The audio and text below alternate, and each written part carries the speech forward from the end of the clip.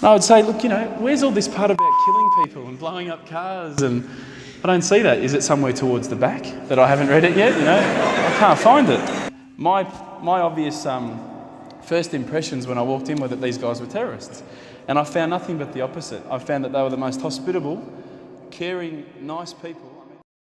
Today I want to share a story with you, one that speaks to the heart and shows us how even the smallest moments can change the way we see the world. It's a reminder that if we take a step back and truly reflect, we'll find signs of Allah's guidance all around us. So let me take you to the beginning. Picture this. There's this Australian guy living a regular life. Then, all in the same year, everything falls apart. His dog, the one that had been with him for years, dies. His parents' marriage crumbles, tearing apart the family he knew. And his best mate, the person he thought he could always count on, gets diagnosed with cancer and eventually passes away. Just like that, in a year, everything he loved was gone. The grief was overwhelming. He didn't know what to do with the pain. So, to numb it, he started smoking. A lot. 2 packs a day. But no matter how much smoke filled his lungs, nothing could fill the emptiness inside. It was like drowning, but never dying. Suffocating, but never finding relief. He kept asking himself, what's the point of all this? Why am I suffering so much? You see, he had been raised as an atheist. His parents had always told him, when you die, that's it. You're just worm food. No afterlife, no second chances. And, like any kid, he believed them. He grew up thinking that life was simple. When it ends, it ends. But now, with everything crumbling around him, he started to question everything. He thought to himself, is that really it? Is life just birth, some moments of happiness, pain, and then nothing? It didn't sit right with him. Life felt unfair. There had to be more, something deeper. So, he started searching, desperately. He went to religious groups, hoping they'd offer answers, something to make the pain more bearable. People told him, God loves you. But to him, those words felt empty. If God loves me, he thought, then why did he take away everything I loved? Whenever he raised these questions, he'd get answers, lots of them. But they all felt personal, subjective. Everyone had their own spin on things. There was no clear answer, no solid truth. The more he searched, the more lost he felt. This man's name was Ruben. He would later be known as Abu Bakr, the Australian brother who found peace in Islam. I was so scared that God was going to kill me in the middle of the night. Because I had no understanding of God or this or that, but I thought, I've lied and I've vowed to God, I'm a goner. But at this point in his journey, Ruben was struggling. One day, during a conversation with a close friend, they started talking about religion again. Ruben vented his frustration. He had explored different faiths, and none of them answered the questions that kept him up at night. Then his friend asked casually, what about Islam? Look, I've investigated all the religions and I can't find what I'm looking for. He goes, well, what about Islam? And I went, Islam? Okay. Mate, they're terrorists. Now, Ruben had his own perception of Islam. To him, it seemed foreign, extreme, even dangerous. It wasn't something he could relate to. He scoffed at the idea and brushed it off. But somehow, the thought stuck with him. It was like a whisper that wouldn't go away. No matter how hard he tried to ignore it, the thought of Islam kept creeping back into his mind. Until one day, almost on a whim, he decided to visit a mosque. And I thought, this is it. I'm about to die. I've seen this guy before. I've seen him on the news. I can't believe I come here looking for answers and I'm going to die. This is not fair.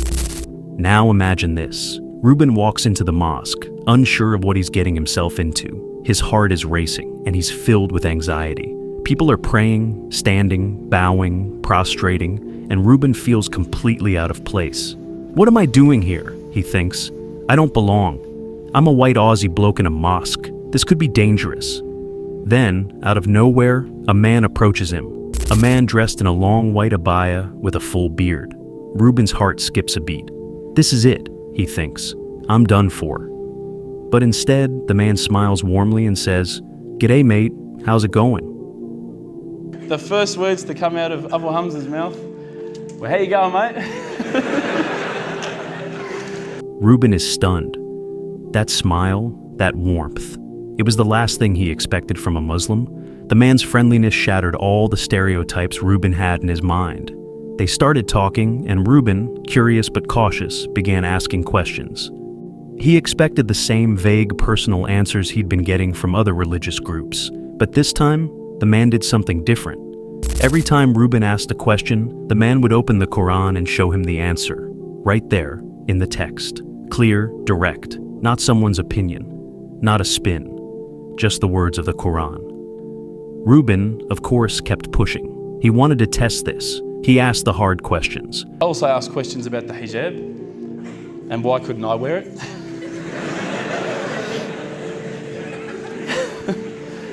How come I can have 4 wives? How come she can't have 4 husbands, huh? Again, the man opened the Quran and pointed to the verses. No dodging. No making it up as he went along. Just the truth. Frustrated, Ruben tried to trip him up. "What's your personal take on this?" he asked. The man, without skipping a beat, said, "I don't have an opinion. The Quran already gives the answer." Ruben was floored. He had never encountered this kind of certainty before. Answers that didn't waver, didn't change depending on who you asked. He took a copy of the Quran home with him, and as he read it, something inside him began to change. The words weren't just words, they felt alive. They spoke to him. And the more he read, the more he found answers that made sense, not just to his mind, but to his heart. But Ruben still needed a sign, something to prove to him that this was the right path. One night, in desperation, he decided to test Allah. All I need from you, Allah, is just a sign. Just a little sign. Look, nothing too major, just maybe a bolt of lightning. He waited. Hours passed, and nothing happened. Frustrated, Ruben was about to give up. He thought, And I swear to you, nothing happened. Absolutely nothing. I was really disappointed. I said, Allah, this is your chance. I'm here, I'm asking you. Where's my sign? Come on. I'll give you another chance. Maybe you were busy, it's nighttime here, it's busy over the other side of the world. I'll give you another chance. I said, look, this time, don't worry about a bolt of lightning. Maybe I could just get a bit of a creak in the floor. Maybe I could hear a car backfire. Something that I'll know it's for me, but no one else will know, just between you and me. Again, I said, go. I'm waiting, and I waited. I think I waited about a minute, and that felt like a long time at the time. And nothing happened. Absolutely nothing happened. And I was really disappointed. But still, nothing. No miracle, no sign. Disheartened, he was ready to walk away. He placed the Quran on his desk and started to leave. But something made him turn back. He opened the Quran one last time, and this time, his eyes fell on a verse. قال الذين لا يعلمون لولا يكلمنا الله أو تأتينا آية كذلك قال الذين من قبلهم مثل قولهم تشابهت قلوبهم قد بينا الآيات لقوم يوقنون. Those who have no knowledge say, if only Allah would speak to us or send us a sign. The same was said by those before them. Their hearts are all alike. We have certainly made the signs clear for people of sure faith. SubhanAllah, the very next verse that I read, for those of you who ask for signs, have we not shown you enough already? Look around you at the skies, the stars, land, the oceans. These are the signs for the people of knowledge. SubhanAllah, straight away my whole world changed. I was staring at the Quran, I was just in shock.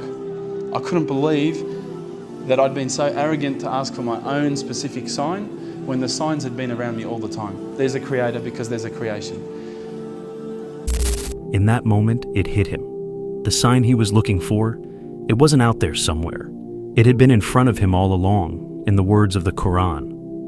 That was the moment Ruben, now Abu Bakr, embraced Islam. He found peace, certainty, and the answers he had been searching for his whole life.